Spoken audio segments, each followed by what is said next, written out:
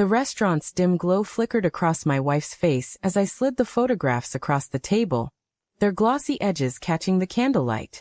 Sarah's fork froze midair, a piece of ravioli dangling like an afterthought.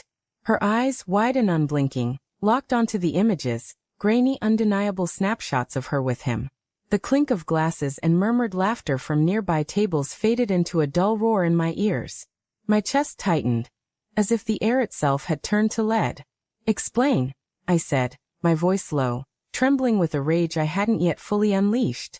The photos lay there like a guillotine, each one a slice of truth I'd spent weeks denying. Sarah's lips parted, but no words came. Her fingers twitched toward the images, then recoiled as if they burned. I watched her, searching for the woman I'd loved for 12 years. The one who'd laughed with me over late-night takeout, who'd held my hand through hospital waiting rooms. Was she still in there? Or had she been replaced by this stranger who met another man in shadowed parking lots? It started 3 months ago, with a text I wasn't meant to see. Her phone buzzed on the kitchen counter while she showered, the screen lighting up with a message from Mark, work. Meet me at 7. Same place. Innocuous enough, but the hour was wrong. Too late for a colleague. I'd stared at the screen, my thumb hovering, guilt gnawing at me for even considering invasion. I didn't check her phone. Not then. Instead, I asked her about Mark over dinner, casual as I could manage. "Oh, just a project lead," she'd said, twirling spaghetti around her fork, her smile too bright, her eyes not quite meeting mine.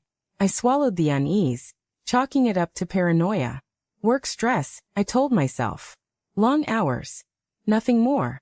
But the signs piled up, small and sharp like broken glass.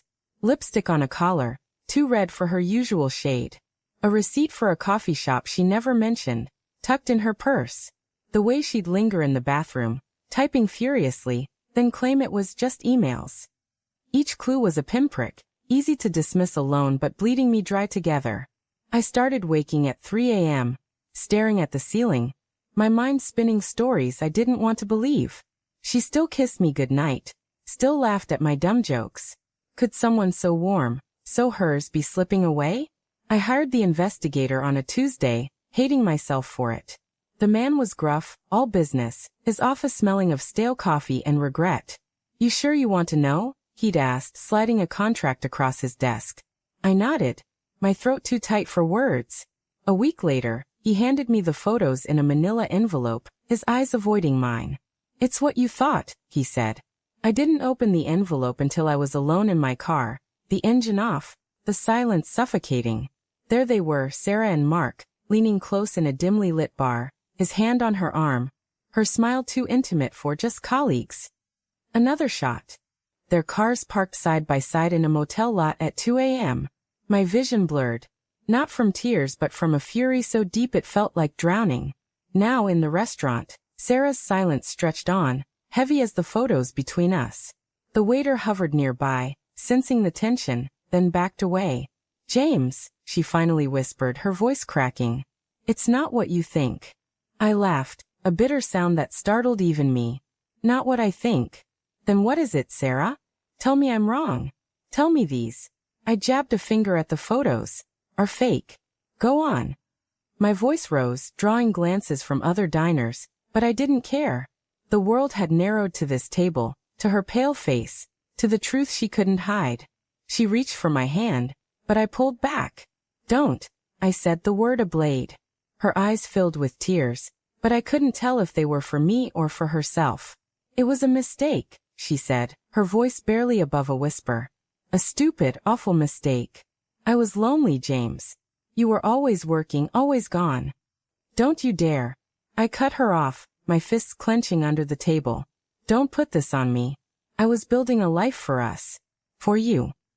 My voice shook, betrayal twisting like a knife in my gut. I wanted to scream, to flip the table, to make her feel the weight of what she'd done. But part of me, God help me, still wanted to hold her, to fix this, to pretend the photos didn't exist. She wiped her eyes, smearing mascara. "I didn't mean for it to happen. Mark, he listened. He was there when I needed someone. It wasn't love, James. It was never about love." "Then what was it?" I leaned forward, my voice low and dangerous. What was worth throwing us away for?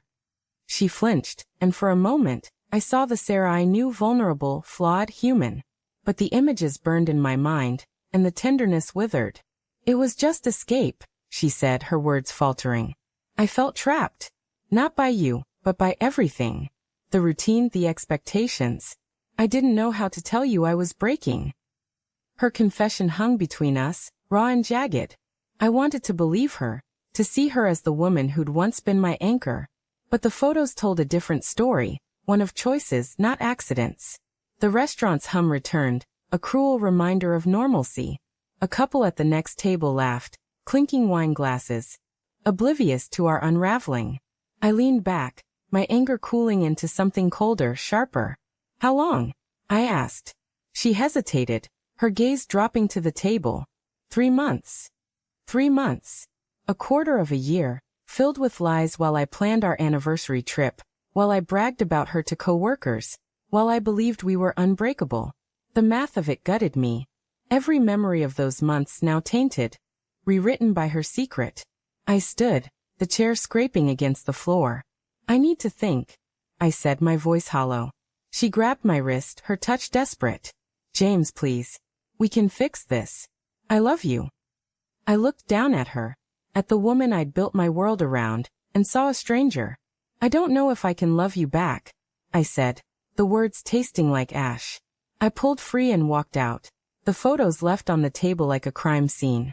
Outside, the night air hit me like a slap, sharp and cold. I stood by our car, my breath visible in the October chill, and realized the twist I hadn't seen coming. I wasn't just angry at her. I was angry at myself. For not noticing her loneliness. For burying myself in work. For trusting too blindly. The photos were proof of her betrayal, but they also held a mirror to my own failures. I didn't know if I'd go back inside. I didn't know if we'd fight or forgive, if we'd rebuild or burn it all down. All I knew was the weight of those photos, the truth they carried, and the question that clawed at me. Could love survive a wound this deep?